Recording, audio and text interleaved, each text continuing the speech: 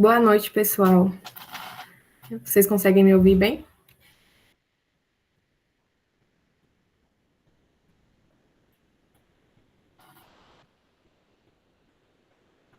Certo. Vamos dar início, então, à nossa reunião de hoje, onde nós vamos discutir o artigo Associação de variáveis de mobilização ativa com eventos adversos e mortalidade em pacientes submetidos à ventilação mecânica na unidade de terapia intensiva, uma revisão sistemática e meta-análise. Esse artigo foi publicado na revista Lancet Respirmed em maio de 2024. Pode passar, Gabi.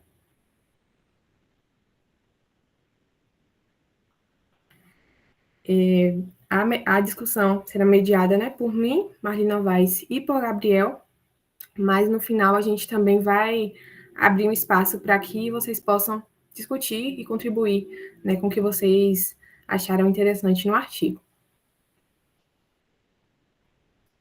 Começando pela introdução, né, ela destaca que, embora os avanços médicos tenham reduzido a mortalidade na unidade de terapia intensiva, muitas pessoas que sobrevivem a doenças críticas apresentam sequelas multidimensionais, né? Então, sequelas psicológicas, sequelas cognitivas, funcionais, sequelas motoras, e tudo isso, né, essas sequelas, após esse período de internamento, após a alta hospitalar, vai gerar uma dificuldade para que o indivíduo retorne, né, às suas atividades do cotidiano, às suas atividades de vida diária, à sua ocupação, ao seu trabalho.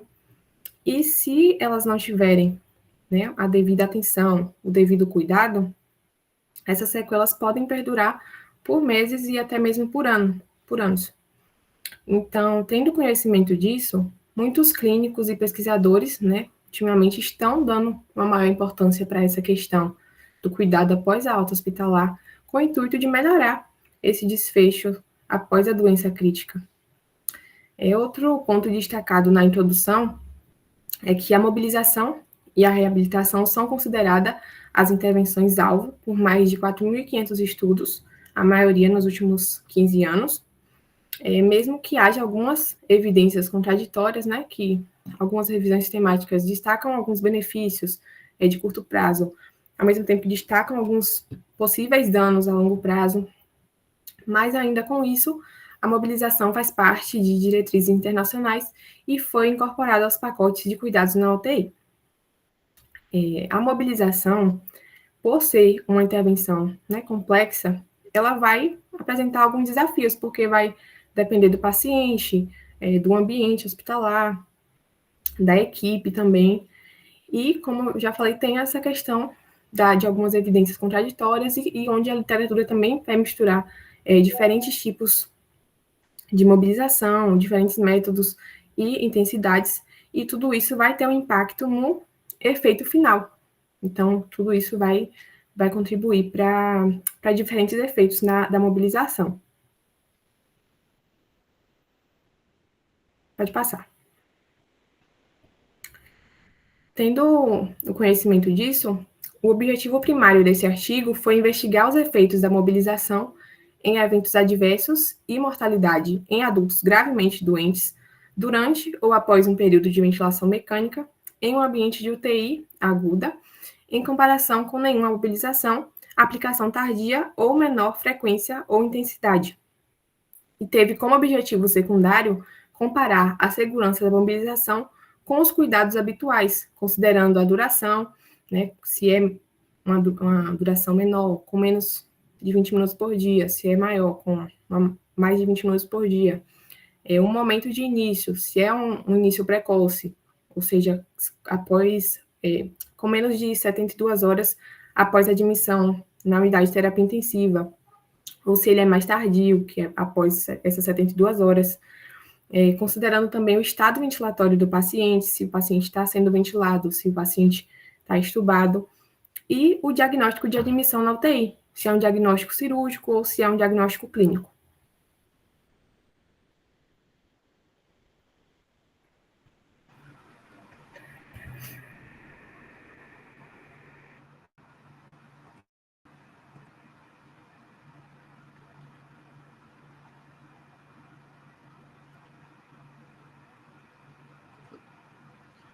E falando agora, consegue me ouvir?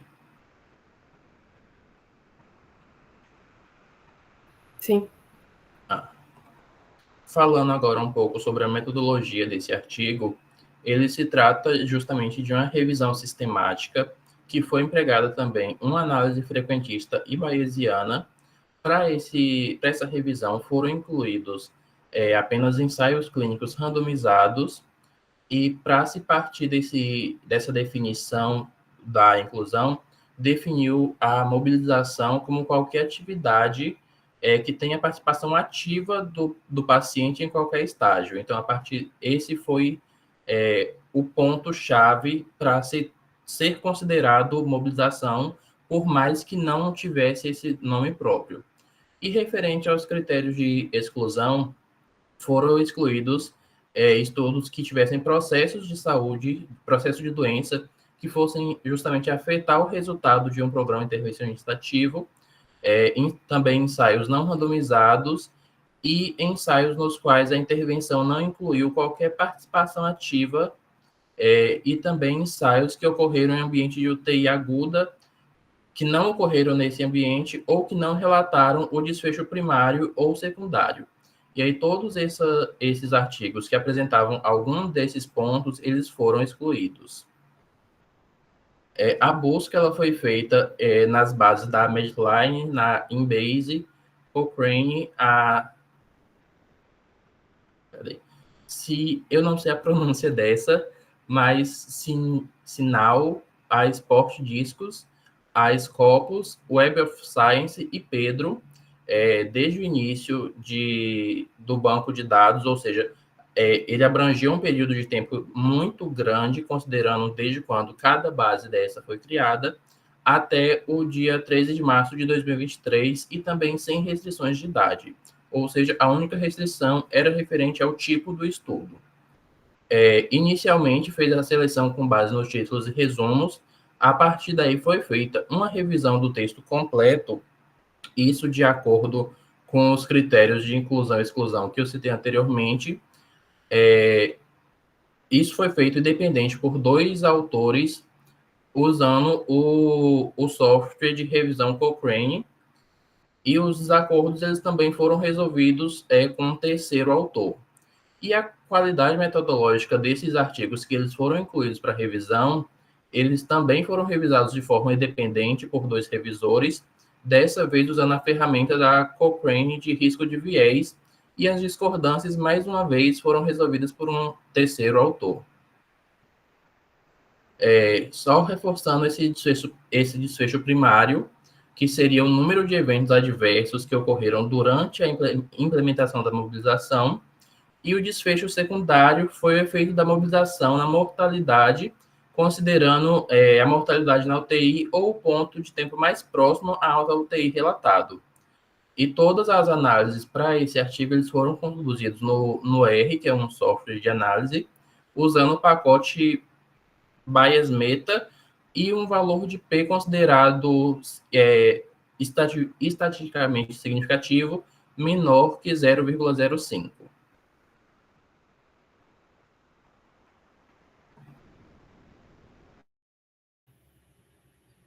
Seguindo, né, para os resultados, quanto à característica dos estudos, foram incluídos 67 ensaios clínicos de 24 países, totalizando 7.004 pacientes. Após a revisão do texto completo, 59 estudos contribuíram, né, com dados nessa meta-análise, dos quais 20 analisaram os efeitos adversos e 58 analisaram a mortalidade, né, mais especificamente.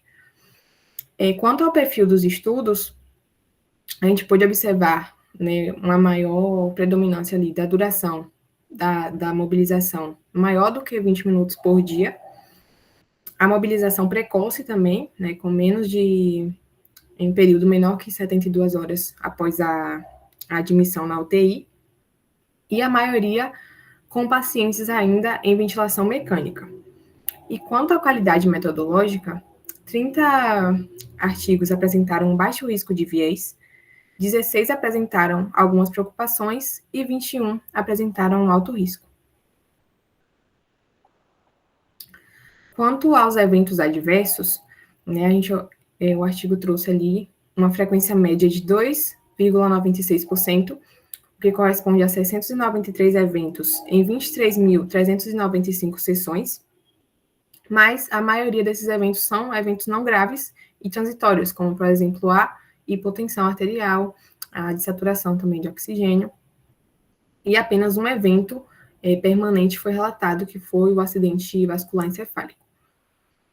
De modo geral, a mobilização não aumentou o risco global de eventos adversos, porém, quando foi realizada uma análise por paciente, conseguiram observar um risco maior de eventos adversos no grupo que estava ali realizando a mobilização do que no grupo controle, o que indica, né, que uma maior duração da mobilização também pode estar associada a um maior risco desses eventos adversos, porém, como eu falei, são eventos transitórios e não graves.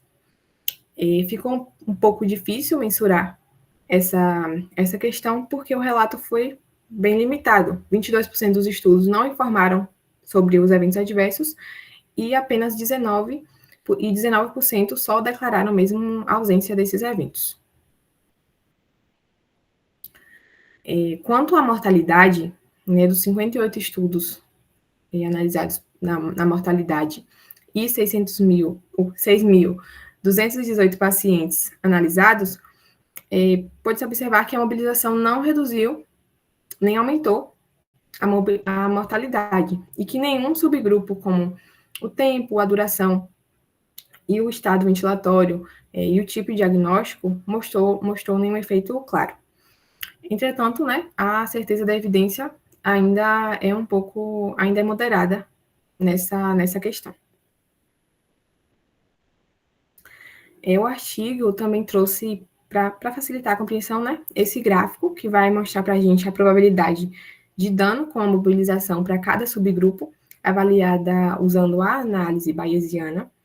Em azul, a gente consegue ver a questão dos eventos adversos, né, que teve uma maior predominância quando a duração, né, era maior que 20 minutos por dia da mobilização, quando o paciente estava em ventilação e também em pacientes estubados. Em pacientes estubados foi um pouco maior, mas em pacientes ventilados também foi um percentual grande. E em casos de coorte cirúrgica, que também a diferença foi bem significativa em relação à coorte médica. Quanto à mortalidade, né, que está representada em rosa, a gente pode observar que foi mais predominante quando a duração é mais curta, ou seja, menor que 20 minutos por dia, e quando a mobilização é muito precoce, né? Quando está ali logo no início da admissão na UTI.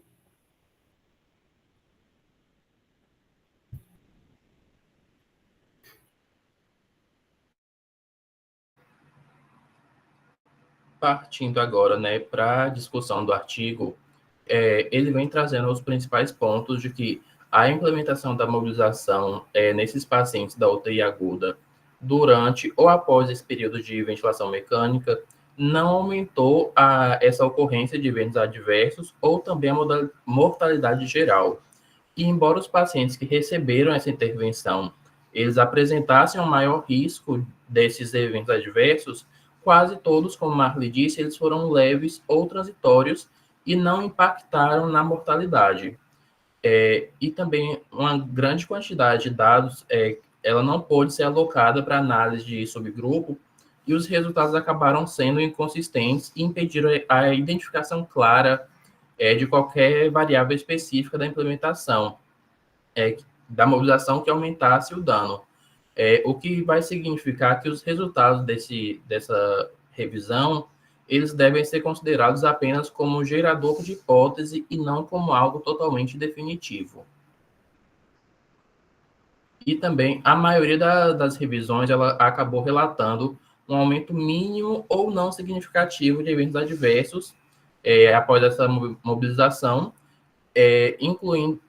incluindo apenas um evento adverso irreversível, que foi o acidente o acidente vascular cerebral, que Marli já tinha dito também. E a frequência média de 2,96% dos eventos que ocorreram durante essa mobilização é bem abaixo da incidência anual, que é, em média, 10% desses eventos adversos no sistema.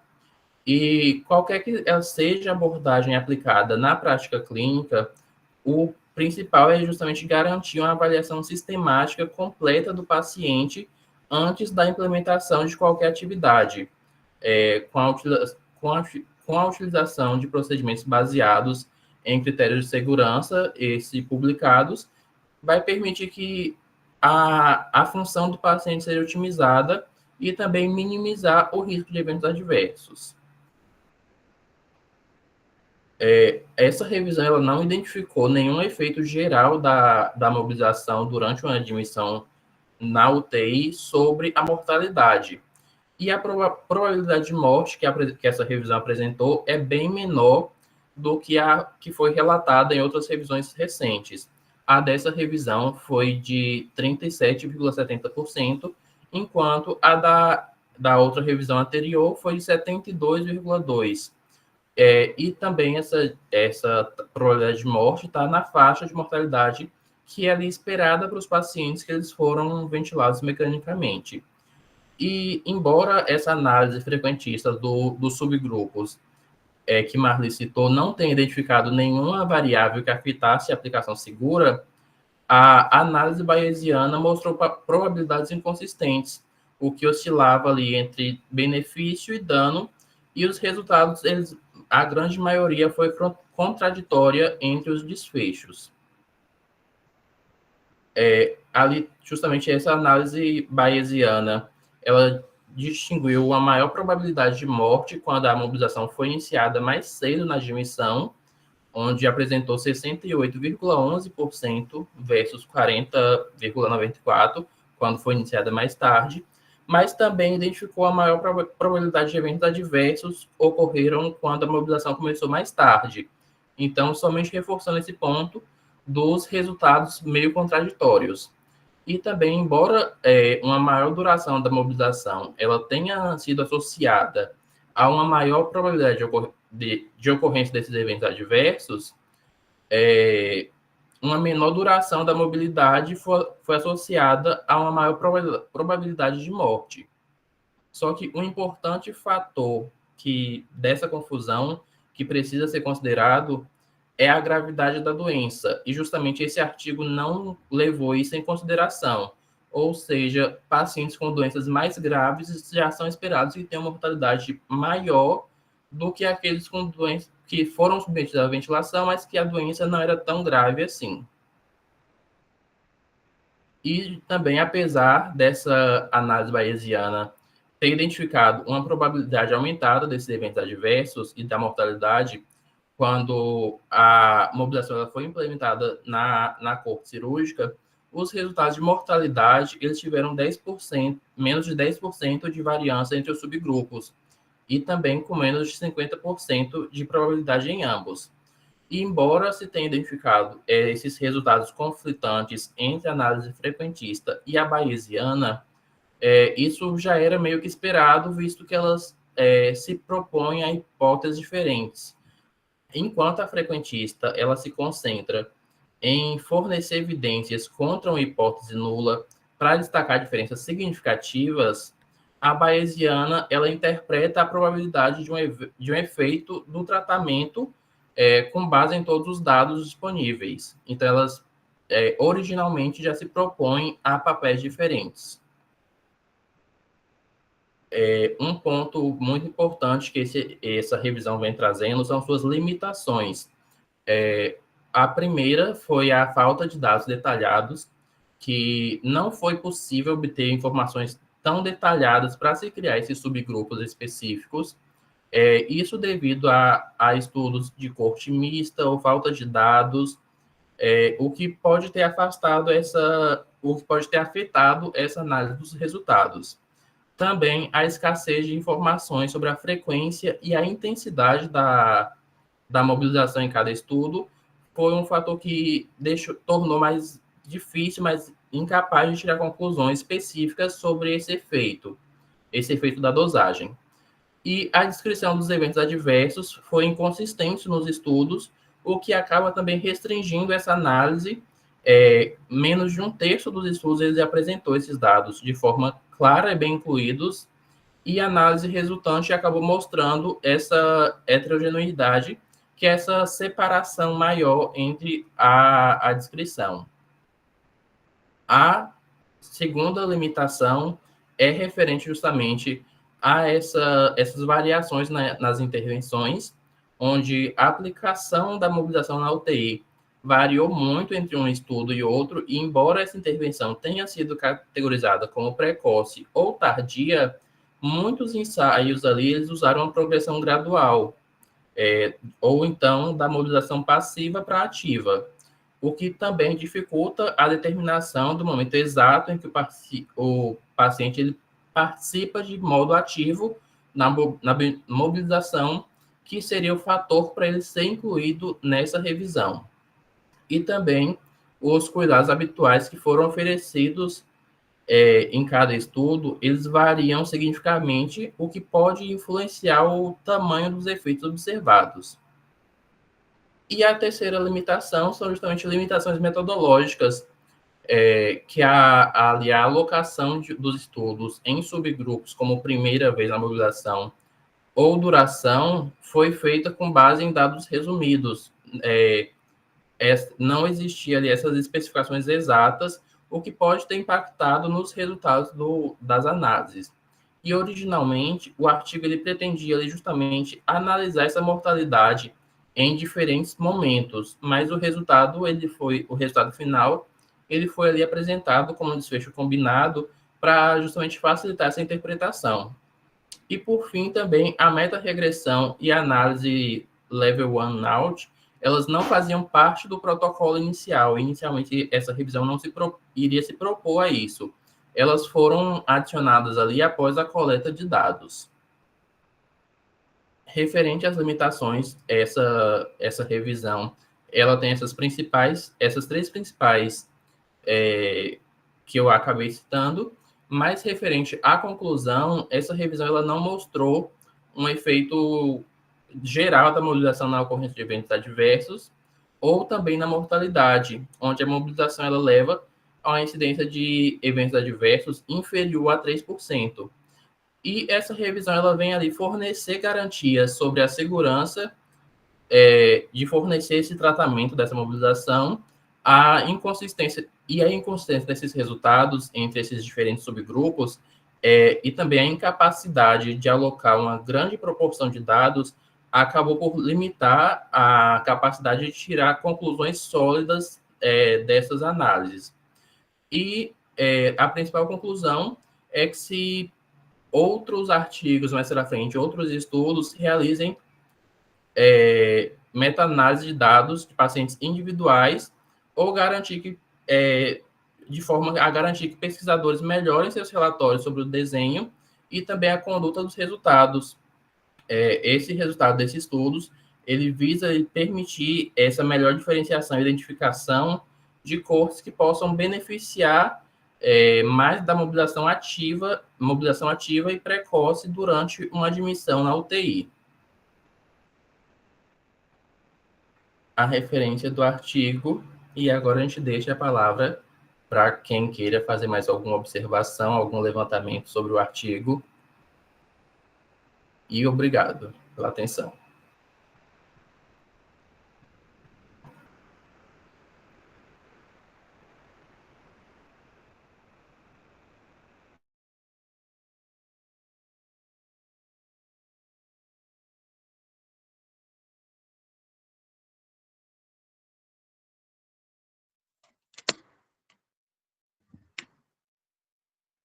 Parabéns, Gabi, Marli, pela excelente apresentação, né?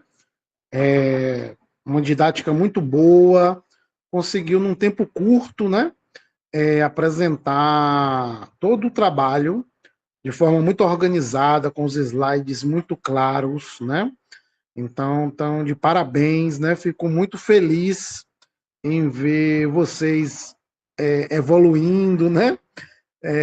Esses dias estavam com a voz trêmula, né? E agora, assim, com excelente entonação de voz, excelente apresentação, né? Que bom, né? Tão novinhos aí no início da formação de vocês e perceber vocês se desenvolvendo, né? Tão bem, tão rápido. Vocês podem ter certeza que vocês são uma inspiração aí para muitas pessoas, né? Então, é muito importante isso, que mostra que é possível, né? Eu sempre observo a turma com bastante medo, receio, assim, de entrar no grupo de pesquisa, de começar a pesquisar, de ter que apresentar um trabalho, né? E vocês estão dando um show. Parabéns mesmo. Pessoal, agora, né? Nessa nossa sessão, a gente tem uma parte, né, para a gente tirar dúvidas, fazer uma análise crítica do estudo, e eu queria ouvir vocês. Quem gostaria de falar, pode levantar a mão aí, pode ficar à vontade, viu? Quem tiver qualquer dúvida, não tenha vergonha, tá todo mundo aqui para aprender, ninguém sabe de tudo, viu? Podem perguntar. Podem participar aí para a gente enriquecer a nossa sessão de hoje. Quem está no primeiro semestre aí, se pudesse dar um feedbackzinho para a gente, se conseguiu acompanhar o raciocínio, se conseguiu compreender, né, o estudo, a apresentação. Maria Esté, pode ficar à vontade, Flor. Boa noite, tudo bem? Tudo bem? Eu estou no primeiro semestre.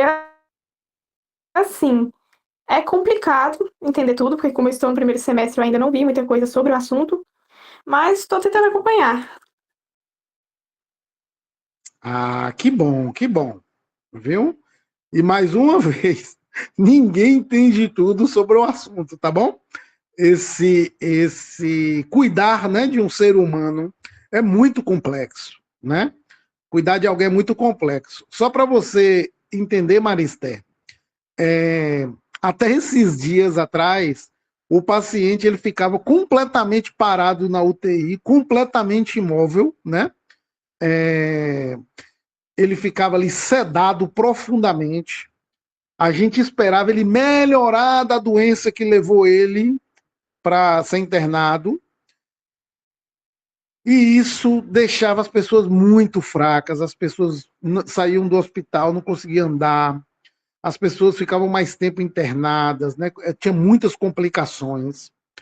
E agora a gente está estudando a possibilidade, né, de movimentar essas pessoas cada vez mais cedo. Então, esse é a nossa discussão central de hoje, né?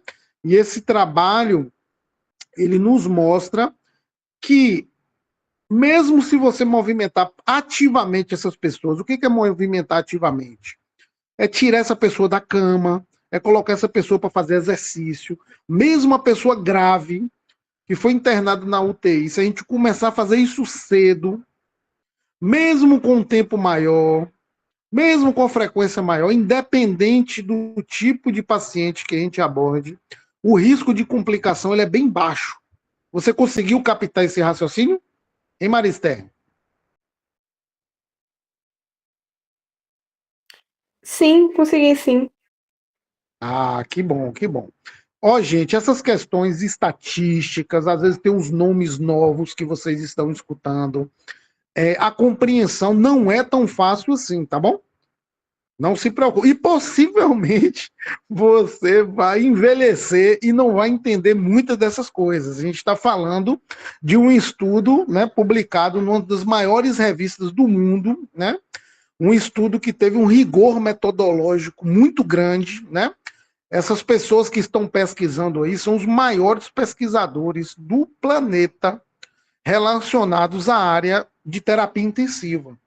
Então, existem esforços internacionais para a gente evitar complicações de um paciente que foi internado na UTI.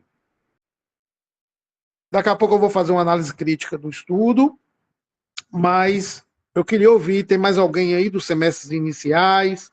Pode ficar à vontade. O pessoal também que tem mais experiência, pode ficar à vontade para comentar também. Quem quiser falar um pouquinho da realidade do seu serviço, se vocês mobilizam ativamente os pacientes, né? Se tira esse paciente do leito, se coloca esse paciente na poltrona, se coloca esse paciente para andar. Então, seria muito legal ouvir alguns relatos. Quem tiver tranquilo aí podendo falar, pode ficar à vontade.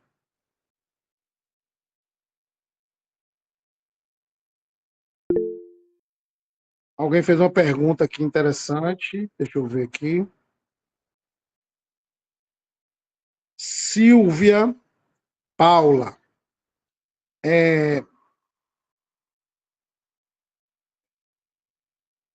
Isis pode ficar à vontade, Cristiane também. Podem falar. Isis, eu acho que levantou primeiro, se eu não me engano.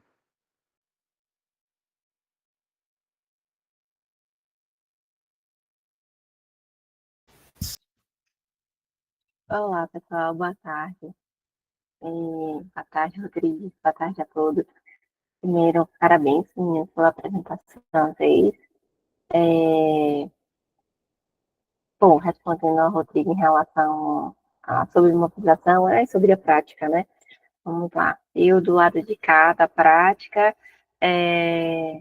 eu já fui inserida na terapia intensiva numa época onde a gente mobiliza ativamente os pacientes, onde a mobilização precoce já era o carro-chefe da fisioterapia, da atuação em fisioterapia hospitalar. Então, isso faz parte da minha formação e da minha realidade. De um modo geral, a gente realiza a mobilização de uma forma muito robusta, com diversas ferramentas. Não observo grandes diferenças em relação a recursos, por exemplo, os mais básicos, né? Primeiro de tudo, nós, fisioterapeutas, né? A gente precisa, sim, de alguns recursos para mobilizar os pacientes, mas talvez o mais importante nós já temos, que é a nossa força de trabalho, mas, de um modo geral, também, na minha realidade, né? Da que eu vivi, TALTER, caneleira, cicloergômetro, guincho, prancha ortostática, são recursos existentes realmente. Eu posso dizer que, na minha experiência, eletroestimulação era uma grande dificuldade, porque os pacientes de UTI, principalmente aqueles com fraqueza adquirida na UTI, que evoluem com polineuropatia do dente crítico, precisam de recursos, né, de tecnologia melhor para conseguir acessar um músculo desnervado. E a partir disso, eu não tive a experiência ainda de ter um bom recurso de eletroestimulação disponível nos serviços nos quais eu trabalhei para conseguir acessar um paciente com polineuropatia grave, né? São todos equipamentos muito simples que não conseguem atingir a largura de pulso necessária para um paciente tão grave assim. Então, assim, na minha realidade, eu não tenho experiência real de eletroestimulação de paciente grave a ponto de gerar contração visível para alguns pacientes, se ele fosse muito grave, tá? Se tivesse pouco desnervado, o dispositivo de eletroestimulação disponível no hospital serviria. Basicamente é aquele que acontece em clínicas, etc. A gente tem colegas que desenvolveram recursos mais avançados que conseguem isso, mas isso não faz parte da realidade dos hospitais que eu trabalhei. Bom, mas de um modo geral, né, a mobilização é feita. Nós, assim, eu acho que eu vou dar uma generalizada, mas assim, em Salvador mobiliza muito, eu acho que mobiliza bem, né?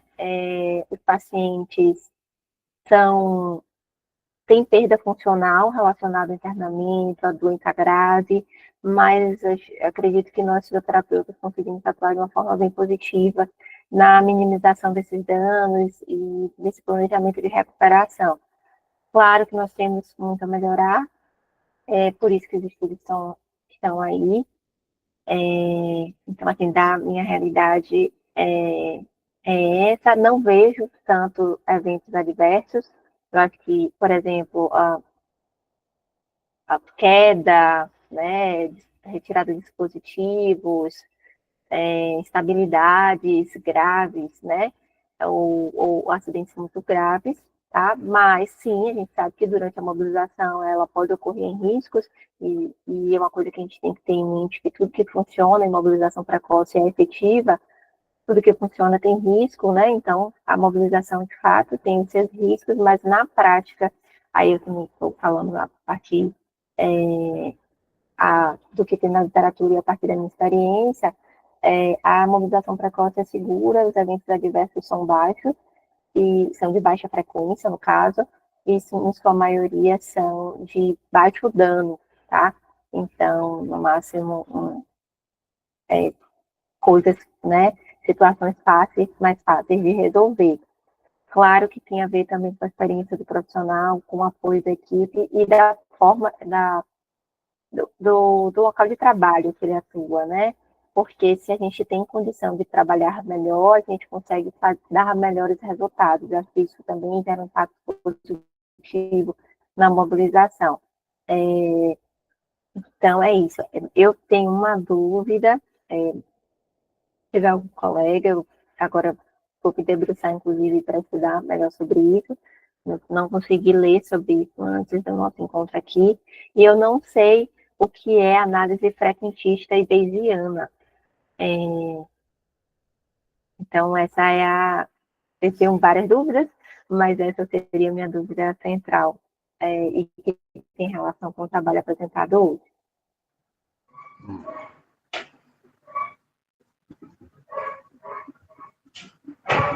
Gratidão, Isis, pela contribuição, né? Queria aproveitar aqui para parabenizar, né? Isis concluiu o doutorado dela ontem, né? Foi uma apresentação assim maravilhosa, eu acompanhei desde o início, né? Super, foi parabenizada. Isis tem uma publicação, né, na revista de fisioterapia mais importante aqui do país e uma das mais importantes do mundo, né? Que é o nosso Jornal Brasileiro de Fisioterapia. E ela desenvolveu uma escala, né, extremamente importante para a gente avaliar a mobilidade no ambiente hospitalar. Parabéns, Isis, pelo seu doutorado. Deus lhe abençoe, viu? Continue com essa garra que você tem. Parabéns mesmo. Quer falar, meu amor? Pode ficar à vontade. Rodrigo, só para aproveitar, primeiro para agradecer de novo que você e porque você faz parte também do meu doutorado, né? Você foi um dos fisioterapeutas convidados especialistas para o meu comitê de validação de conteúdo. Não sei se você se recorda, mas você faz parte dessa pesquisa. Ô, meu amor, fico muito feliz, viu? Eu lembro, também estava lá no doutorado, nas clínicas na época que você estava iniciando o seu trabalho também, né?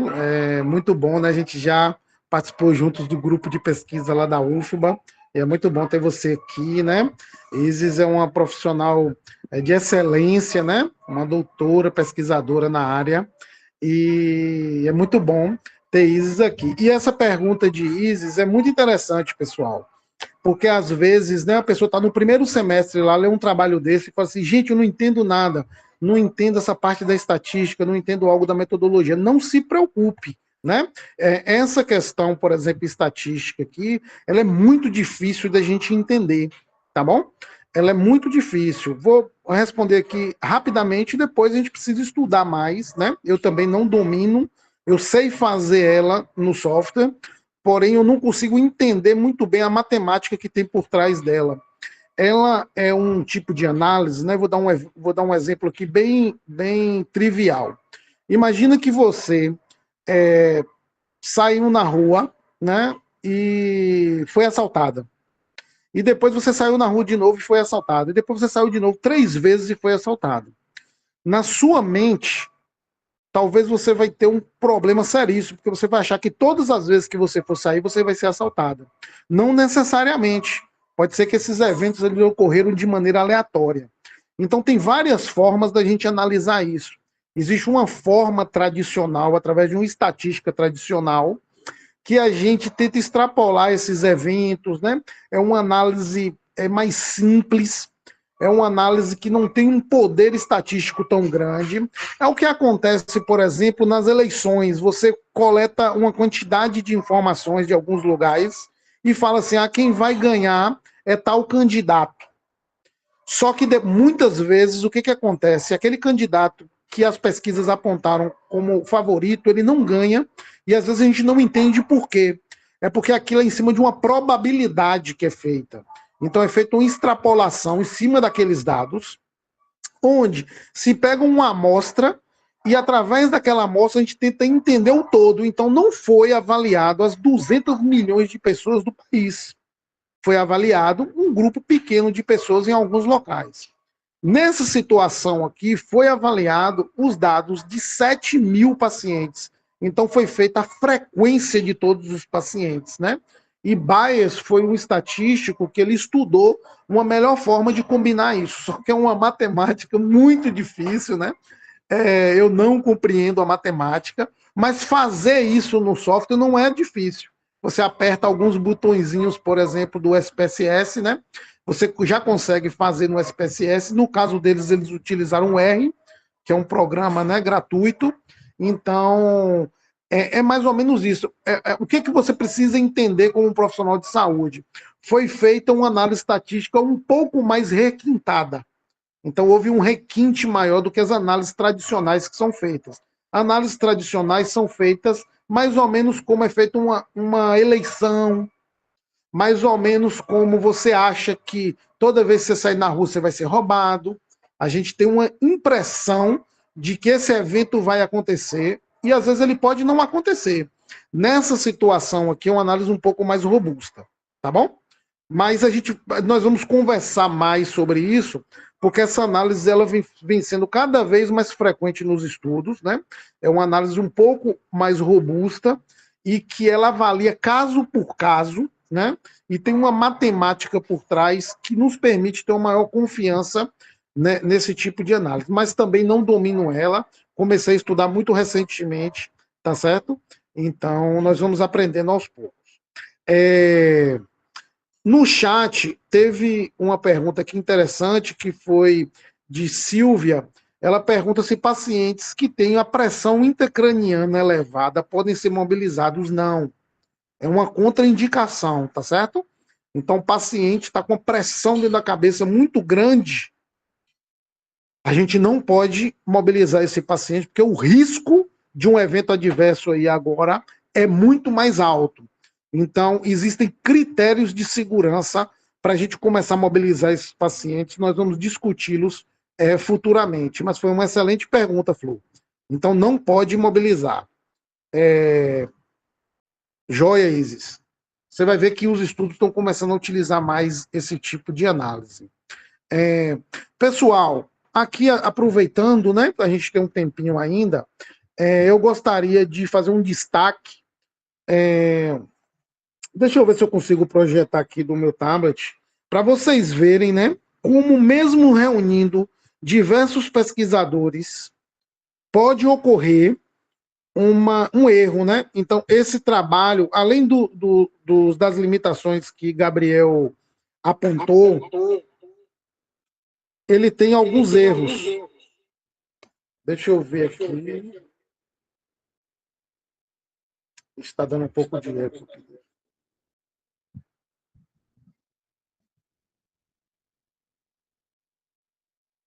Só um instantinho.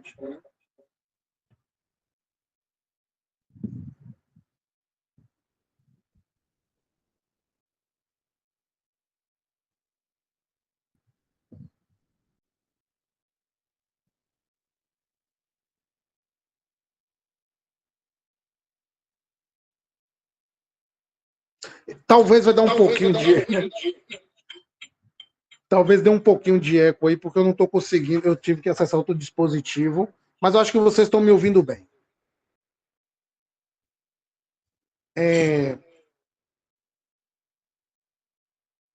Por exemplo, ó, um erro aqui, ó, na interpretação. Eles falam assim, ó, na parte, né, de interpretation, aqui final, eu estou aumentando aqui para vocês verem, eles falam assim, a implementação da mobilização em UTI foi associada, né, com uma chance de efeitos adversos. Isso está errado. Não houve associação, tá certo? O trabalho não mostrou associação. Então, às vezes, a gente fica inseguro, né, de começar a produzir ciência, de começar a se adentrar no mundo científico, de pensar, né, em ser professor futuramente, de dar palestras e tudo. Todo mundo erra. Esse grupo que está aqui escrevendo esse trabalho é um grupo extremamente importante, né?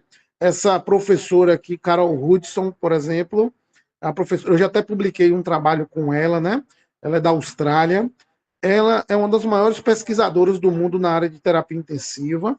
Então, eles não olharam direito aqui, por exemplo, ó, não precisa entender isso agora, tá bom?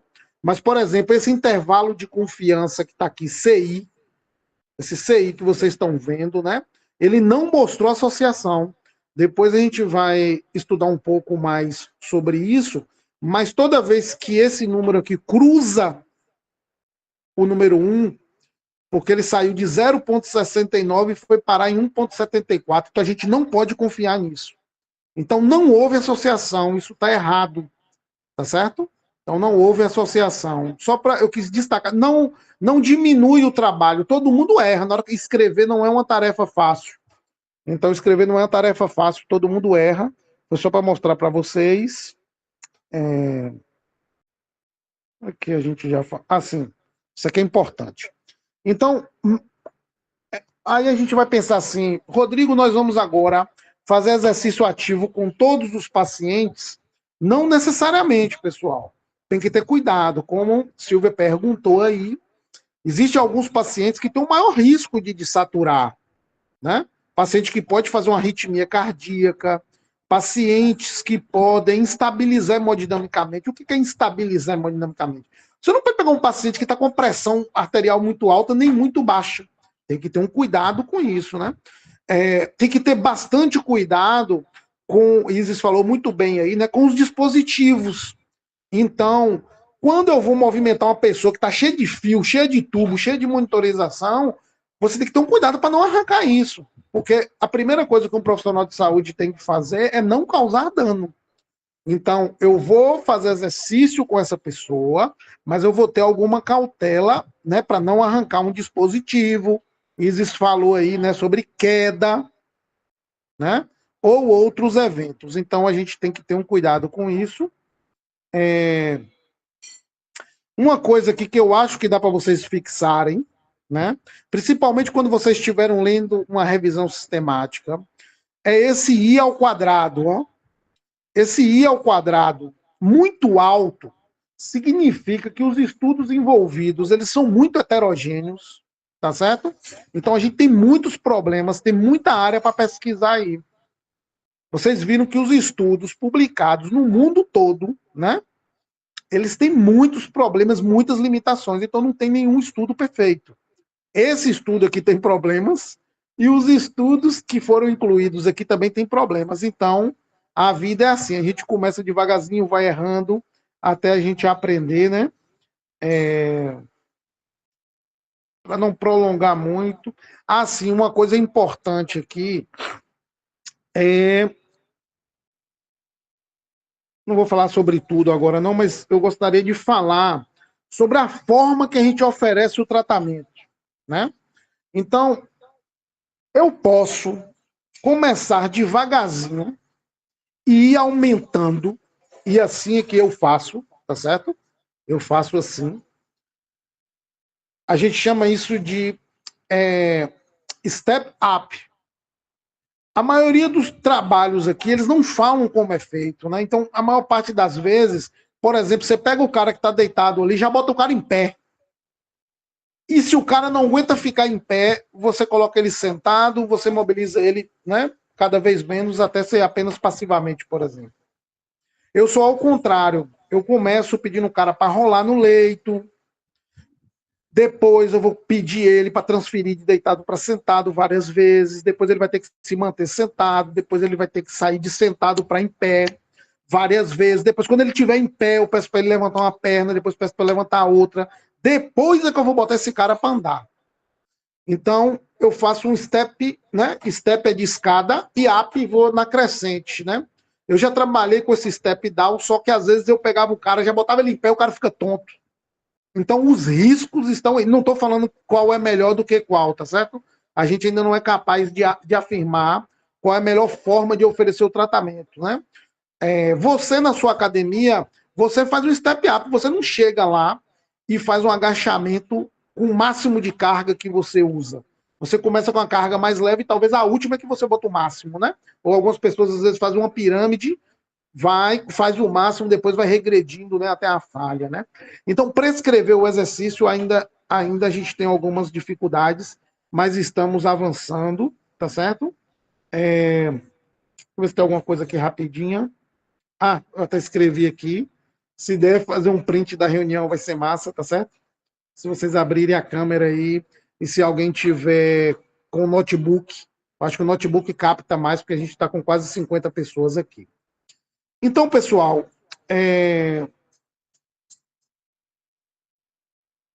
eu acho que fica esse ensinamento para a gente, que a gente não deve.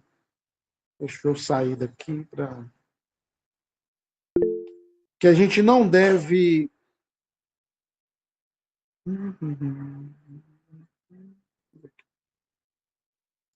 Eu não estou conseguindo sair da reunião. Aqui. Então, deve ficar esse ensinamento para a gente aí, que a gente não deve ficar, né, com essa preocupação de sermos perfeitos, né? Comece. Vai dar tudo certo, tá bom? Tem pessoas aqui no grupo com mais experiência, né? Eu acho que se a gente se juntar, né, a gente vai aprender muito. Cristiane levantou a mão, pode ficar à vontade, Flor. Boa noite, professor Rodrigo. Estão me ouvindo? Sim, Boa estou noite a ouvindo. todos. Eu só gostaria de compartilhar, né, minha experiência. Eu sou recém-formada. Ano passado, segundo semestre, eu estagiei no Hospital Prado Valadares. E inicialmente, né, foi um impacto muito grande que eu sofri quando eu entrei numa UTI. Eu me lembro como hoje que o primeiro dia eu peguei a ficha de avaliação e encostei de junto do paciente e olhei para os quatro cantos e falei: meu Deus, o que eu estou fazendo aqui?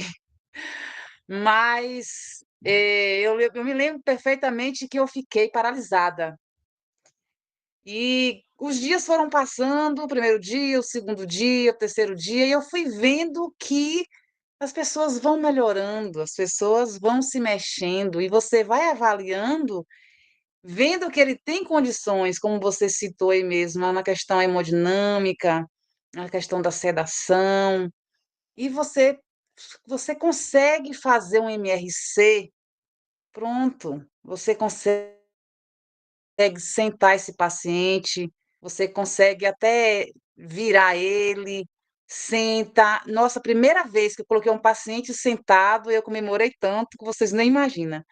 Coloquei ele sentado, fiz extensão de joelho, depois perguntei a ele se ele queria ficar em pé, com todo o cuidado nessa questão aí dos equipamentos, né? E ele ficou de pé, ele aceitou ficar de pé, coloquei ele de pé e consegui fazer ali flexão de joelho. E eu fiquei assim encantada com o paciente entubado e estava ali ativo. Então acho que foi nesse atendimento que eu falei: eu quero UTI. Eu não queria quando eu entrei aqui, mas hoje eu quero. Eu achei impressionante o paciente que estava um dia, dois, largado lá, completamente sedado, e ele acordou, e aos pouquinhos a gente foi sentando, ele tinha medo, depois a gente colocou de pé, pronto. Logo, logo ele teve alta e aquilo ali me fascinou.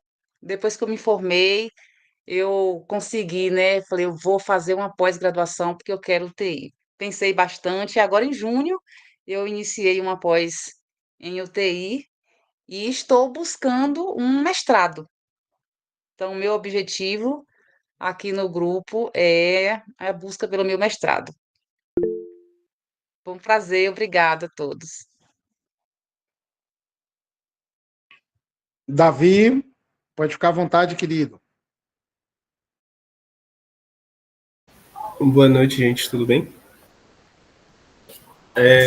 Então, é que o senhor estava falando da questão dos exercícios do artigo aí, que não tem um método definido de qual tipo de exercício é melhor, enfim. E é justamente sobre isso que o meu grupo a gente está desenhando ainda a nossa pesquisa, provavelmente vai ser uma revisão sistemática, mas a gente queria falar sobre a prescrição de exercício na UTI. Seria quais tipos de exercícios da característica, se é aeróbico, a intensidade, a frequência do exercício, a duração vai influenciar na funcionalidade desses pacientes internados na UTI. Aí, achei que casou certinho com o que o senhor estava falando, aí, que a gente não tem definido ainda qual é o melhor, mas a gente já está indo nessa direção, o meu grupo. Ah, muito bem, excelente. Só um detalhe aqui, pessoal. A gente não sabe qual é o melhor exercício, nem para a gente que está normal, tá certo? Normal, assim, entre aspas, né? Para adultos saudáveis, a gente não sabe ainda, né? Muitas das coisas que a gente faz na nossa vida, na nossa saúde, a gente não sabe, né? Se aquilo é realmente, né, efetivo. Só um exemplo que eu vou dar para vocês aqui. Eu estou vendo várias pessoas de óculos, né? E observo que vocês fazem tratamento de luz azul nos óculos de vocês. Então todo mundo vai na ótica aí, compra um óculos mais caro, cheio de coisas, né? Que o cara vai te oferecendo lá, bota uma lente bem cara. E se você for procurar se tem evidência disso daí, a gente não sabe se tem evidência, né? Todo mundo tá querendo correr aí, a galera fica comprando tênis mais caro, cheio de amortecimento, não sei o quê. A gente não sabe se isso vai diminuir risco de lesão.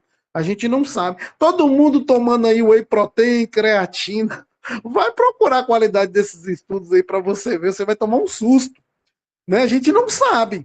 Então, a gente pesquisa para tentar entender melhor o fenômeno. Então, o Davi bem colocou aí, né?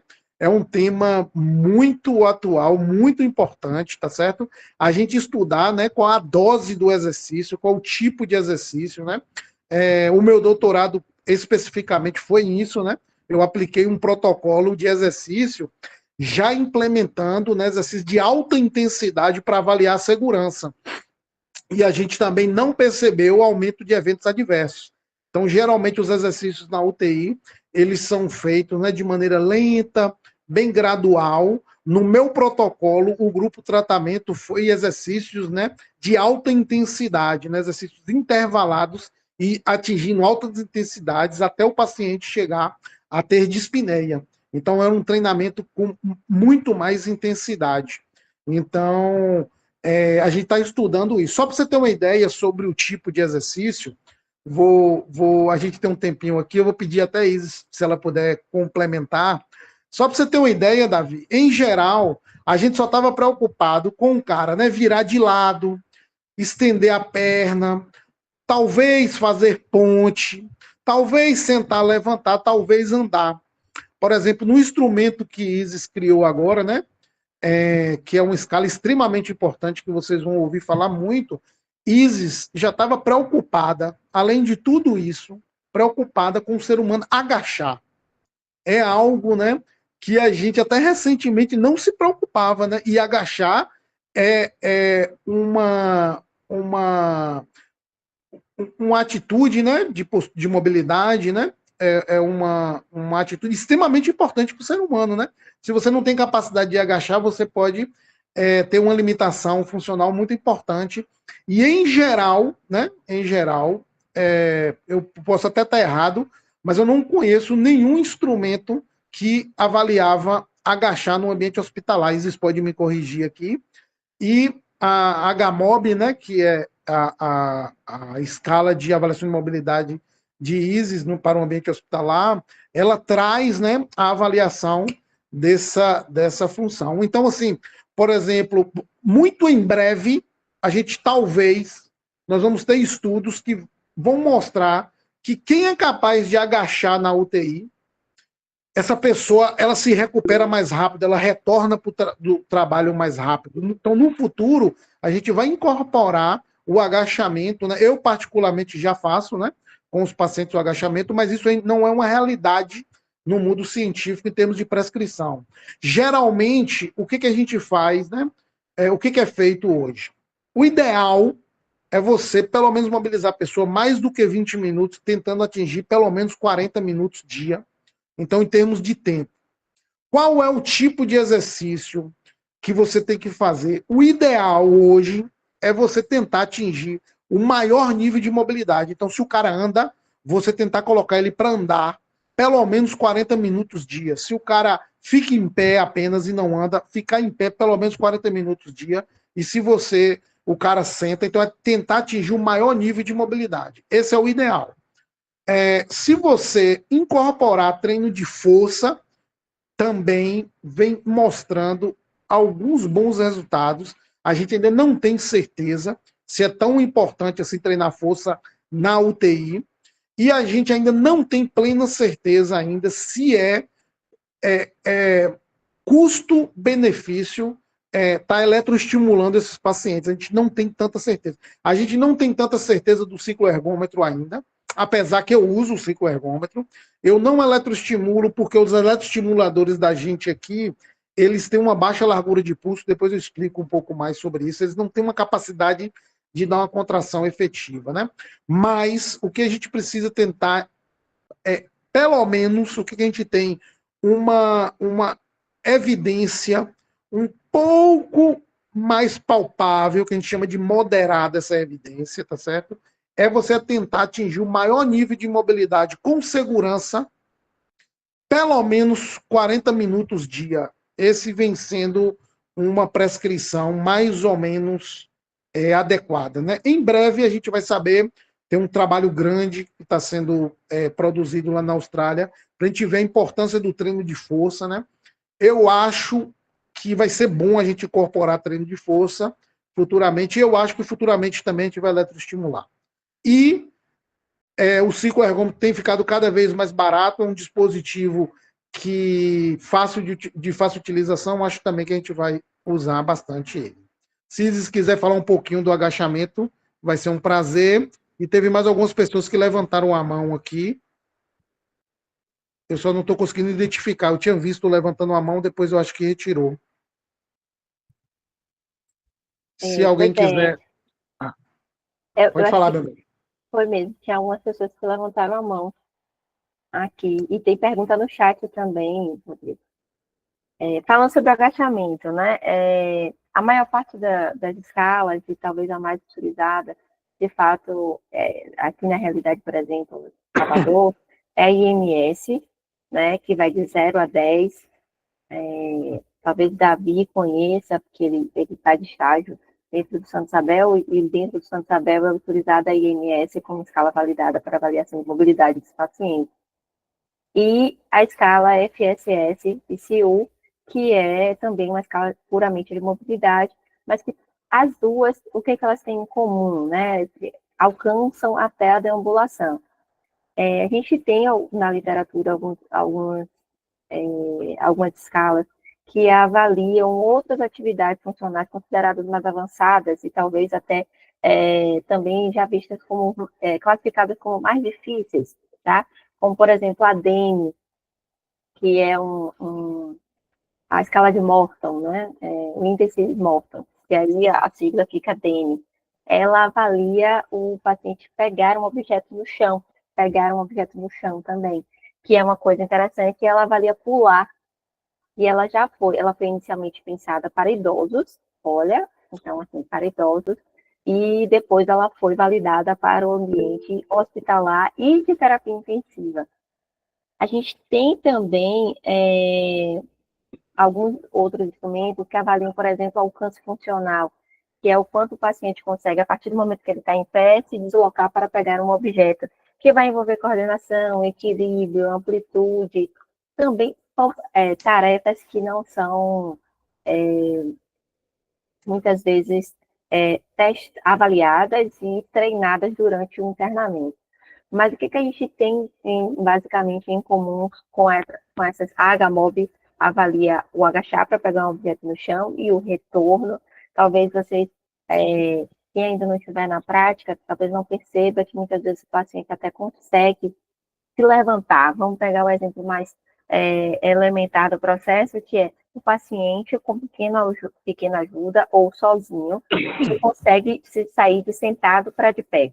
Mas, do momento que ele precisa sentar novamente, ele estando em pé, ele sentar novamente, por conta da fraqueza, e aí ele não consegue controlar o movimento excêntrico de controle muscular para retorno à sedestração.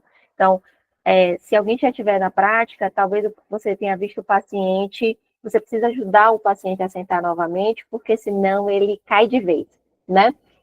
Por quê? Porque ele tem fraqueza nesse movimento. Não é falta de coordenação, não é intencionalidade dele, é porque ele precisa de um controle muscular que ele não tem. Então, avaliar também esses retornos são necessários, porque a atividade muscular necessária, exigida para esse movimento é outro. E aí, a gente, com o olhar de fisioterapeuta, precisa entender isso. Eu estou treinando isso no meu paciente, porque a gente treina força, mas a gente precisa associar força ao movimento, que é isso que garante função.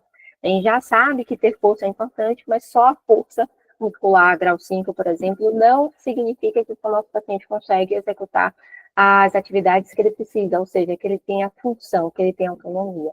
Então, na HMOB, a gente avalia tanto o processo de progressão, né? Então, por exemplo, sentado para de pé para caminhada, né? Assim como a gente avalia esses retornos, e isso a gente tem em pouquíssimos instrumentos, certo?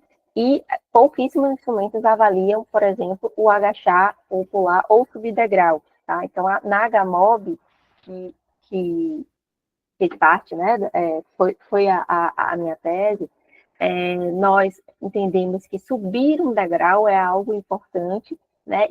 Já existiam outras escalas, umas poucas escalas que avaliavam isso, tem a CIF, mas eu coloquei, achei uma diferença, é que a gente colocou isso dentro de um contexto possível da assistência hospitalar. Por quê?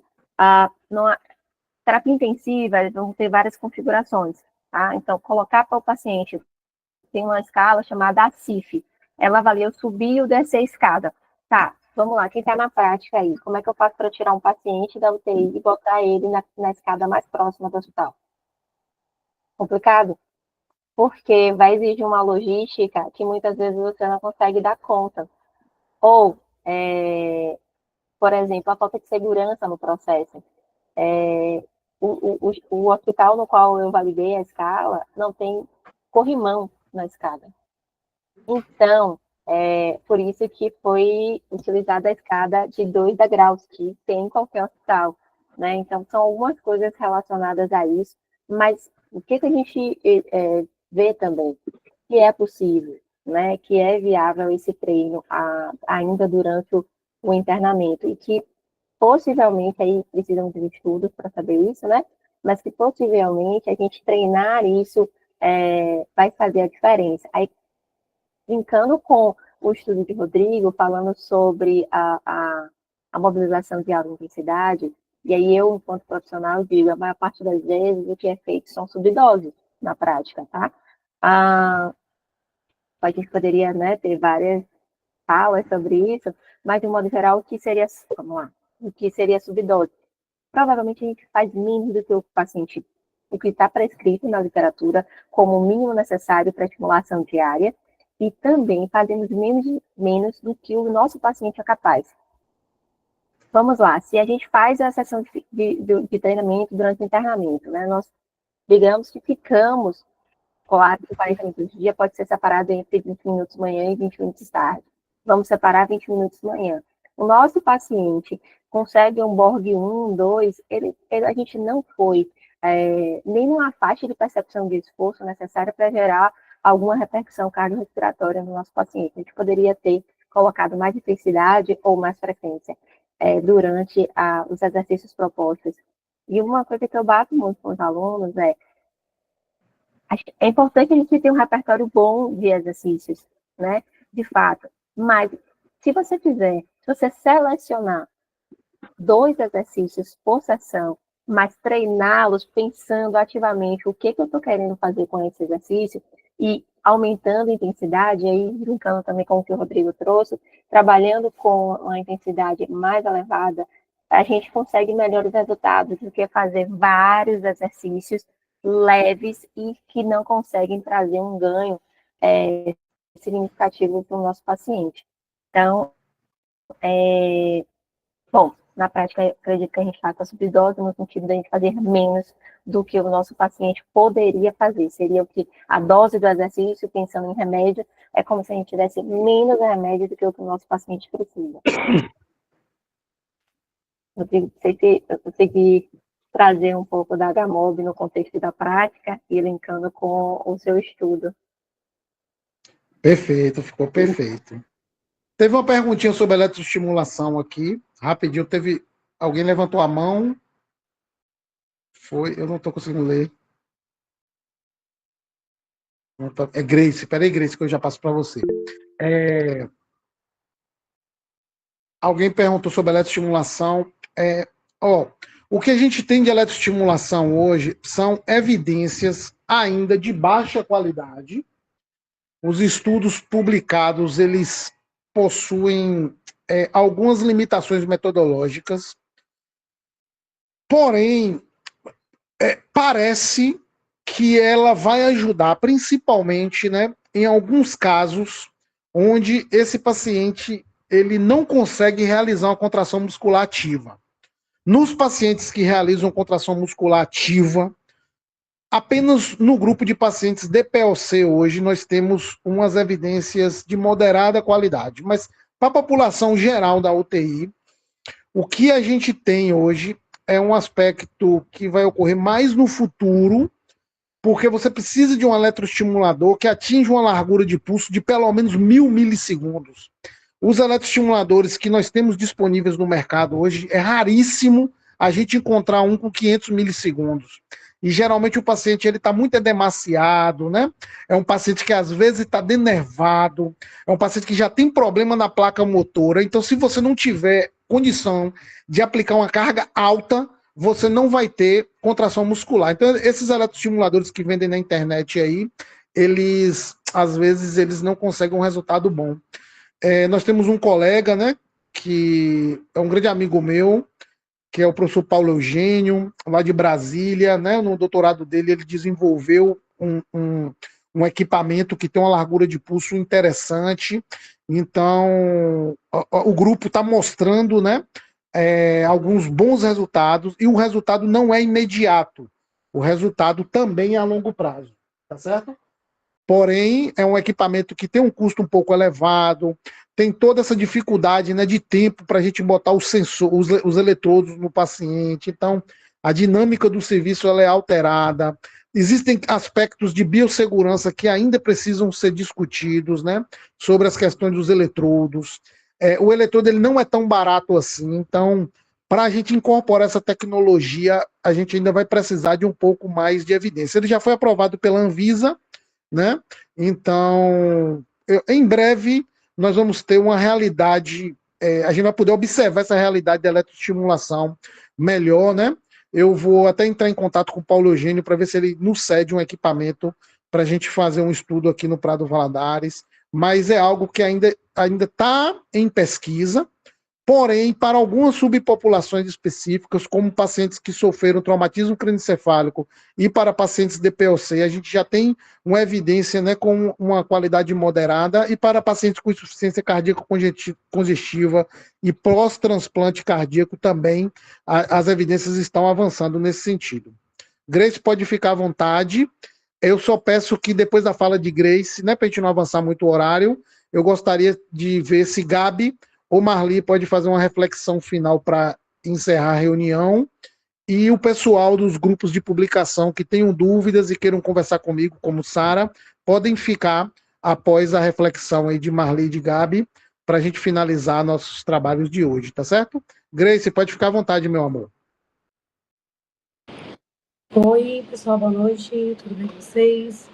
Como ele falou, né, meu nome é Grace, eu sou fisioterapeuta já, intensivista, pós-graduada em UTI, urgência e emergência, com 6 anos aí de fisioterapia e 2 anos e meio de UTI. E assim, venho estudando, né, sobre essa questão de prescrições de exercícios há um tempo. Esse que é o CECAD, que é um programa de educação continuada, que eu realizo já desde quando eu formei, e nele trouxe informações, né, pertinentes sobre a avaliação do paciente crítico e também dessas prescrições de exercícios, né? E uma coisa que me chamou bastante atenção na avaliação, porque o CECAD, a cada ano, ele vai atualizando também as referências. E nesse último que eu li, mais atualizado sobre a prescrição de exercícios, eles trouxeram também em relação à hemoglobina, né? Não só questões de hemodinâmica ali, mas também questões laboratoriais. O paciente apresenta algum distúrbio laboratorial, a hemoglobina é muito baixa. Aí ele falou pacientes que são mulheres ou homens, tem essa diferença.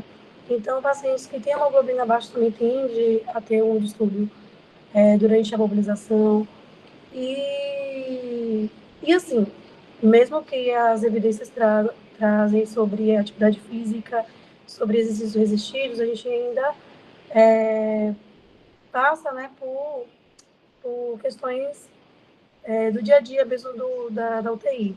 Pacientes são muito graves, a gente pega pacientes muito graves, muito instáveis hemodinamicamente, e isso repercute também na mobilização desses pacientes. Uma das escalas que nós utilizamos, além da FSC, FSS, né, ICU, MRC, e também sentar e levantar, né, a gente avalia sentar e levantar, e a gente avalia também na UTI a escala de John Hopkins, né, que é a avaliação da funcionalidade desse paciente. Então, o John Hopkins ele vai avaliar desde o deitado, o sentado no leito, o beira-leito, o em pé sustentado e o deambulação, a deambulação acima de 500 metros, a deambulação acima de 200 metros, e assim vai. Então, o paciente vai de 1 até 8 de John Hopkins. E aí, na unidade onde eu trabalho, a gente faz essa passagem de plantão já sendo sinalizado que aquele paciente está naquele nível de escala de funcionalidade, para que o outro fisioterapeuta venha assumir o plantão com o objetivo de manter ou melhorar aquela funcionalidade daquele paciente. Então, já é uma realidade para a gente aqui, no extremo sul da Bahia, usar algumas escalas de funcionalidade, e essa é uma delas. Os eventos adversos também são monitorados e gravados, né? Se existe algum evento adverso, se existe alguma perda de algum dispositivo durante a mobilização, tudo isso é também escrito, tem um formuláriozinho que a gente escreve para poder avaliar esses eventos, né? Então, é uma realidade que aqui no extremo sul da Bahia a gente tem esse déficit para mobilizar o paciente, porque a cidade onde eu moro, ela é o hospital onde eu trabalho, ele é o hospital referência. Então, ele pega todos os pacientes, e a UTI onde eu trabalho é a UTI geral. Então, vocês imaginam, né? Todo tipo de paciente que chega para a gente. Só que chega os pacientes mais graves, até que a gente consiga evoluir para uma escala de funcionalidade, a gente tem um trabalho a se fazer. Em relação à eletroestimulação, na minha opinião, tem essa questão também, porque eu já tentei instituir eletroestimulação, porém, os eletroestimuladores aqui do Brasil, as estimuladores que a gente tem na clínica,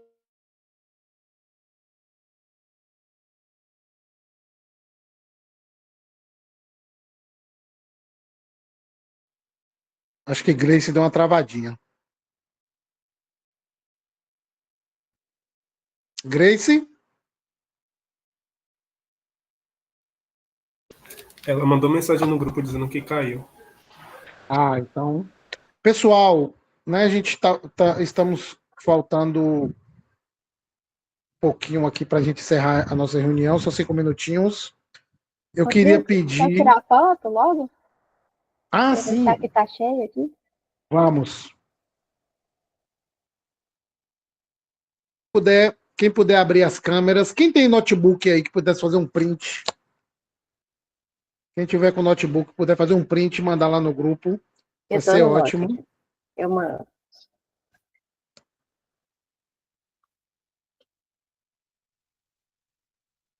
Cadê?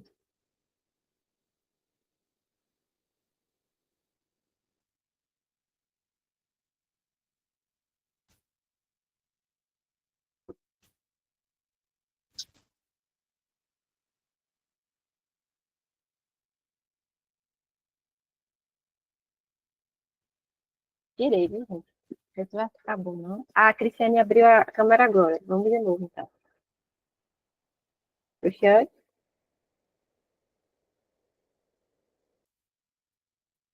Um, dois, três e...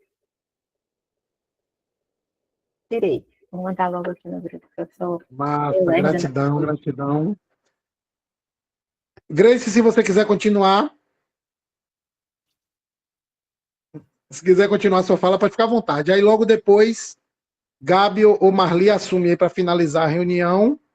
E o pessoal que queira discutir sobre os grupos de publicação, fica mais uns minutinhos para a gente fazer os alinhamentos necessários. Grace?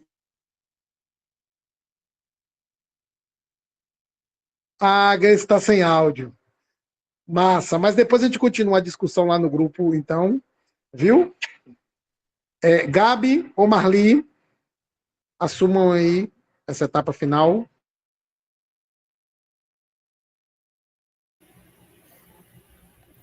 Então, pessoal, eu gostaria de agradecer a participação de todos nessa reunião. Foi uma participação muito boa.